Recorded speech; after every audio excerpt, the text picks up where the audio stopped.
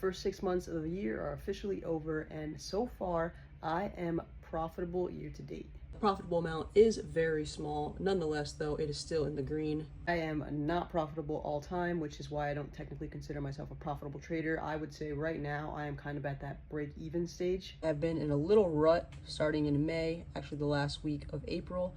Hopefully we start crawling out of it soon. This right here is the one big $1,100 loss that started this not removing my stop series. If I wouldn't have taken that one stupid trade, this would have been 1,800. That also might not necessarily be true, because if I hadn't taken that big loss, then I wouldn't have wanted to start this series to hold myself accountable, which in turn could have made me lose even more. I think I had to take that last big stupid loss before I said I can't do this dumb stuff anymore. I need to lock in. Anyway, other than that, we're not too bad.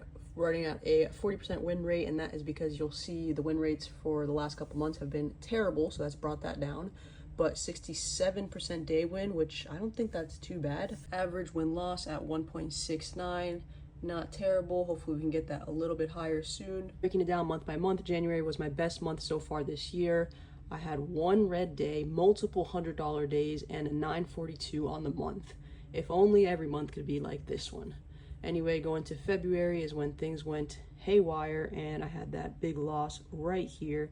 Other than that, I didn't do too bad. So like if I hadn't had this guy, I would have been green. March, we had a decent month as well, 678 on the month, only 4 red days. And then April, barely made it green, 58 bucks. This was actually my second consecutive green month in a row, which is great.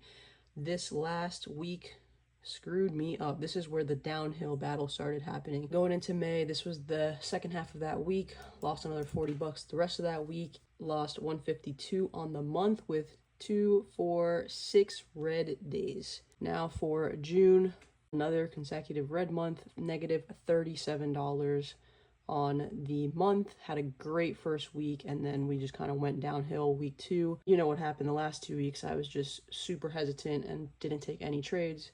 And yeah, so now we are here. Sucks that the month is red and it's 2 red months back to back, but I can't be too mad because they are very small, manageable losses. Like 37 bucks is half of a trade, takes care of that. So obviously the goal is to be green, but if it's got to be red, at least it's a small red and not a huge red, you know? That is my 6-month review.